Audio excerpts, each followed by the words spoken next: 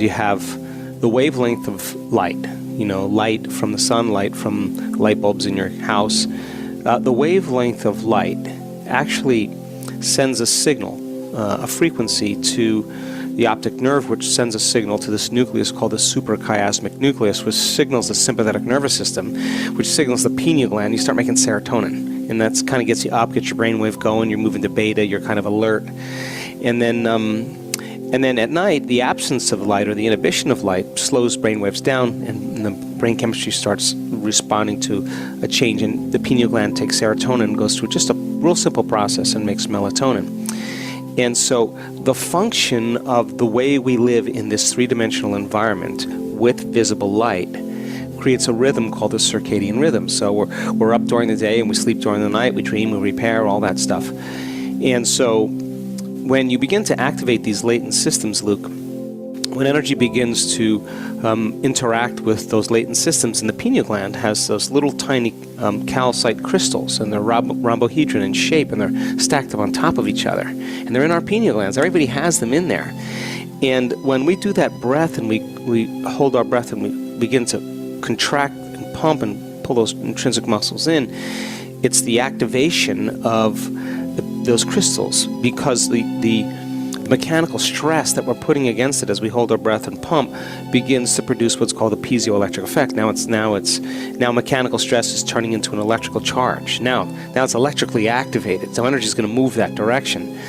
So then if you do this properly and you begin to electrically activate those crystals, they begin to shimmer like a radio receiver. And if you can suppress the neocortex by dialing down the brain waves into a low level of alpha and even theta, and the person knows how to be conscious in their subconscious mind. And now the antenna's on, now you got to learn how to use it. You got to learn how to tune into frequencies and energies.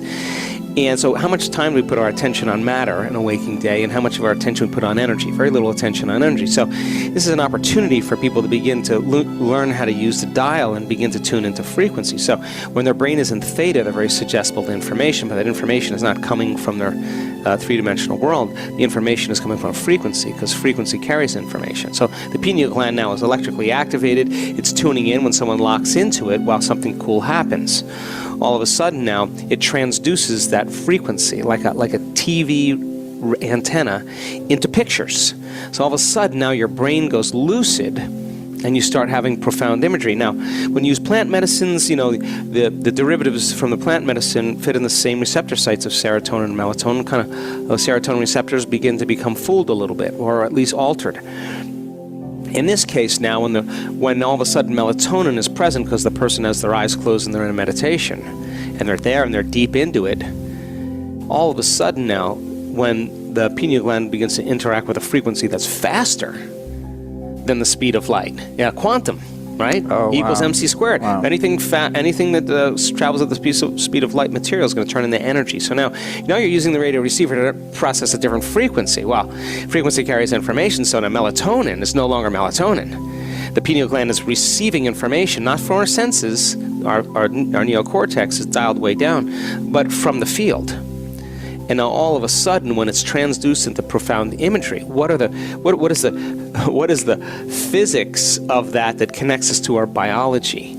And all of a sudden now, melatonin all of a sudden starts to produce an upgraded chemical, an altered chemical, a derivative, a metabolite.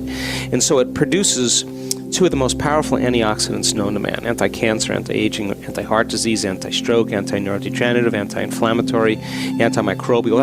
That's what the pineal does. Melatonin's already a antioxidant, but now we got an upgraded, really powerful antioxidant. You take that molecule, you tweak it again, you get a benzodiazepine. What's that? Well, it's Valium. So melatonin already chills you out, but now you're going to get chilled out a lot. And it's those chemicals that begin to further suppress the neocortex into a slower brainwave pattern of theta. Then it begins to sedate the thinking brain. It dials down the survival centers in the amygdala, and now the person can relax, really relax in the present moment and rest and not feel like there's a predator always somewhere around the corner, a problem around the corner. That vigilance is diminished. You take the melatonin, you tweak it again, and you got the same chemical found in hibernating animals. No sex drive, no appetite, no preoccupation with the environment. First three centers of the body. So now they're shut off, drives are tuned down, and now the body's no longer the mind. It's in stasis. It's in a place where you can dream, it can create. It's in a perfect place. Take the molecule, tweak it again, and you got the same chemical found in electric eels. Now you got a nervous system that's going to produce much more energy, much more amplitudes of energy. And we see that in our brain scans during this transcendental moment. These are all fitting to the same receptor sites. But now it's just not one molecule. You're getting at least 5 or 6. And then you take that molecule, tweak it again, you get dimethyltryptamine. It's the same chemical found in ayahuasca, but now your pineal gland is actually fabricating it. And now melatonin already causes you to dream, but you're going to lucid dream. You're going to get switched on, and you're going to have a full-on sensory experience between your ears that's going to feel like more real than anything you experienced in your life. And that brain goes into a gamma brainwave state in super coherent, highly organized gamma brainwave patterns, and the autonomic nervous system now is on fire.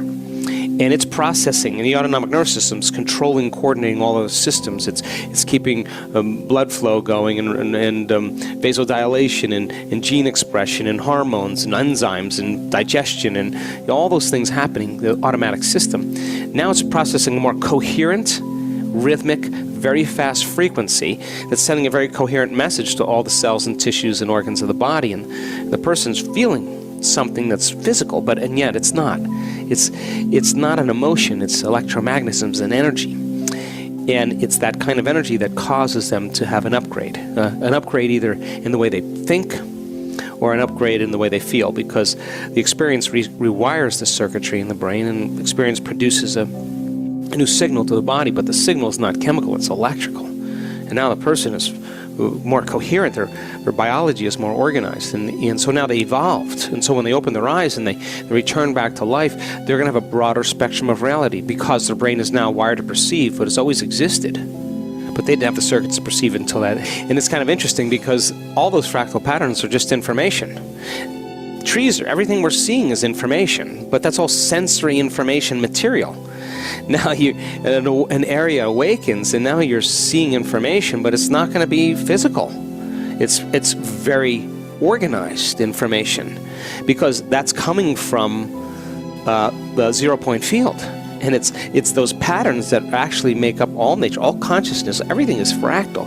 Whether you're looking at a fern tree, the leaf on the fern tree, whether you're looking at the patterns in the brain, and you look at the lung tissue or kidney tissue, it's all fractal in nature, right? So we're seeing the physical manifestation of those fractal patterns, and now we're perceiving information before it's material. That kind of gets exciting, right? But you can't see that until you awaken those centers, you awaken those areas. The material world fools us every day back into separation.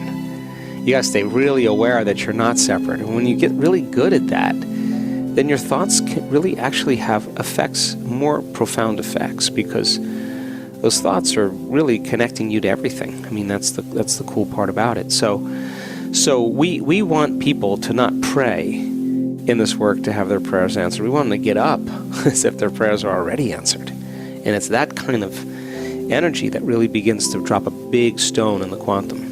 And I think it's cool that people are starting to see these patterns and they see this information, because many people now are having those experiences. And I mean, that's why I created the kaleidoscope, because that was the best way I could describe. Of course, now there's so many more computer-generated images, but it was the best way I could describe it at the time. And they're so orderly that if you took a piece of it, the whole is still in the piece. It's just more orders, and there's never any separation there. That's coming from a realm beyond the speed of light. That's order. That's patterns. And when those patterns break down in our field, the expression of matter changes. So when the pattern becomes more coherent, you change it in the field. It's not matter that's emitting the field, it's the field that's slowing down and creating matter. You put a new pattern in there, you change the pattern in the field, you change matter. Then you see more wholeness in physical structure. So when I've had those experiences, and now a lot of people in our work have those experiences, the moment I see those patterns, I just know something amazing is going to happen, and I just relax into it, and I surrender, and I just open up, whatever that is, and that's again creating that inner vision. That's why the pineal is called the third eye. It should be called the first eye, because that's where we really see from. I was in college and graduate school, I looked at enough x-rays, and even in practice, you could see the calcified pineal gland on a certain X-ray. And they used to use it as a biological marker. In other words, it measured the middle of the brain, and if it was off to one side or the other side, there was some space-occupying lesion, a tumor, something pushing it over, and it was always you always checked it to make sure there was nothing abnormal there. So it has become, in a sense, a marker, a radiographic marker, and you see them all the time. But I don't think the calcium is like a seashell. I think it's like of toothpaste consistency. I think it's the gooiness of the calcification and the density that creates it. And I do think that, when energy is moving, I'm pretty certain that energy would definitely